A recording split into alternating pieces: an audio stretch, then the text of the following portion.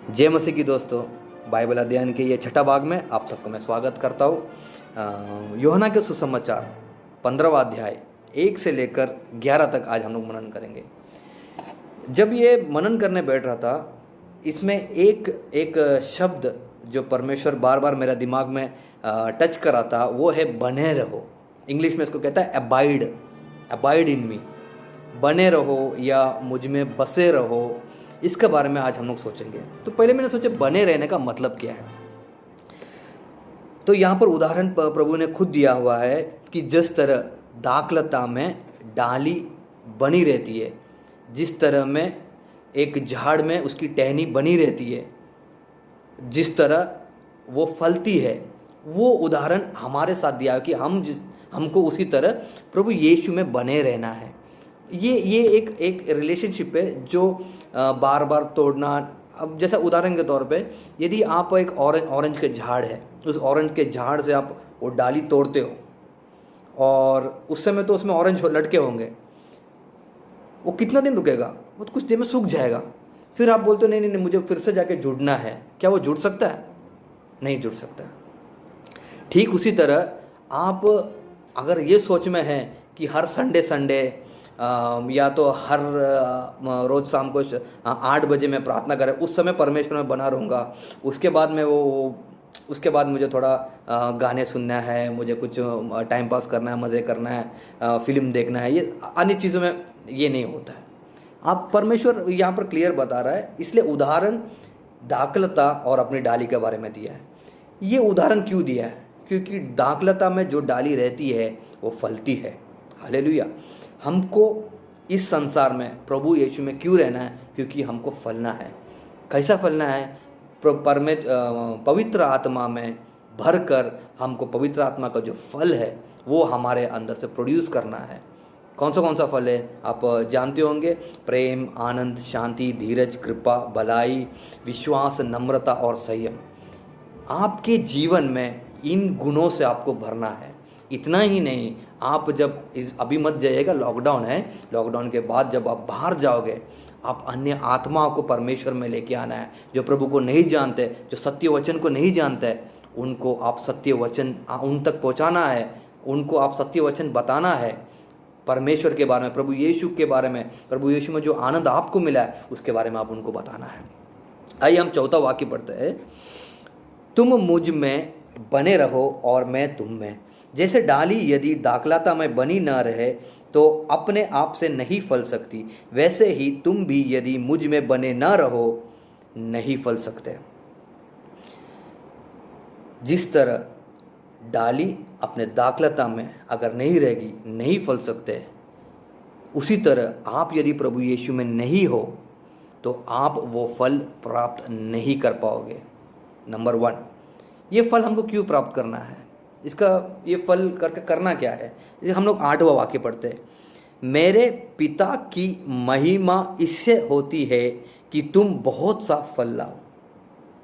Hallelujah.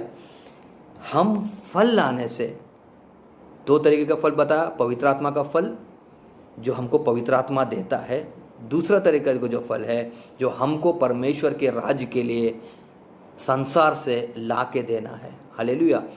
जो स्वर्ग में खाली स्थान पड़ा है और जो लोग नरक की ओर जा रहे हैं, नरक के रास्ते में है, उनको वहाँ से पकड़कर स्वर्ग के रास्ते में उनको लेके जाना है। हालेलुया। और इससे क्या होती है?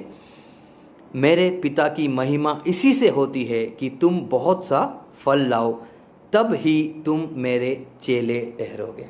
हालेलुया। तो नंबर 1 चीज़ हमने देखा, फल लाने के लिए और पिता परमेश्वर के नाम की महिमा करने के लिए आपको परमेश्वर में बने रहना है।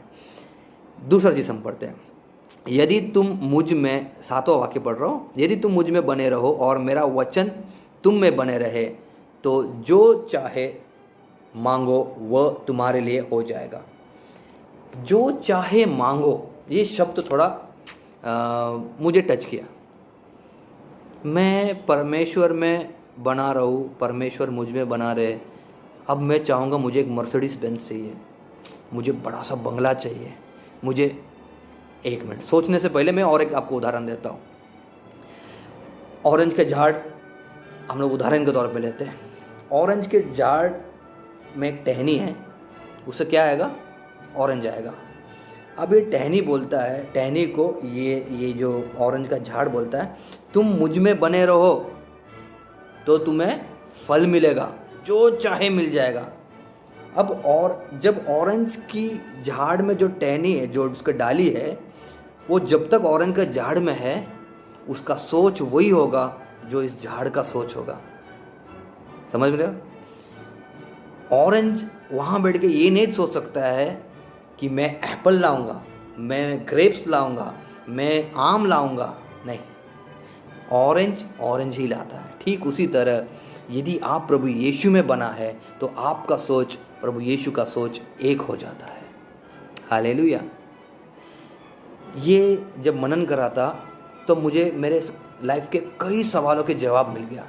जैसे मैं सोचता था कि चाहते हुए भी, हम सब चाहते हुए भी कई बार ऐसा होता है कि हमारा सोच घूम के फिर से संसार की ओर चला जाता है। फिर हम लोग प्रार्थना करते हैं, बाइबल पढ़ते हैं, परमेश्वर की, फिर उसके बाद हमारा सोच वापस क्या होता है? धीरे धीरे दूसरे रास्ते में पकड़ लेता है। यही है रास्ता मेरे प्रिय भाई बहनों। यदि आपको आपका सोच बदलना है, आपको ये डिसाइड करना है आपको कहाँ बने रहना है, आपको प्रभु यीशु में, उसके वचनों में बना रहना है, तो आपका सोच बदलेगा और आप जो चाहोगे, क्या चाहोगे तब आप, जब आप प्रभु यीशु क्या चाहते हैं? हम लोग जॉन 3:16 में, जो हमको सबको पता है, उसमें क्या लिखा है? क्योंकि परमेश्वर ने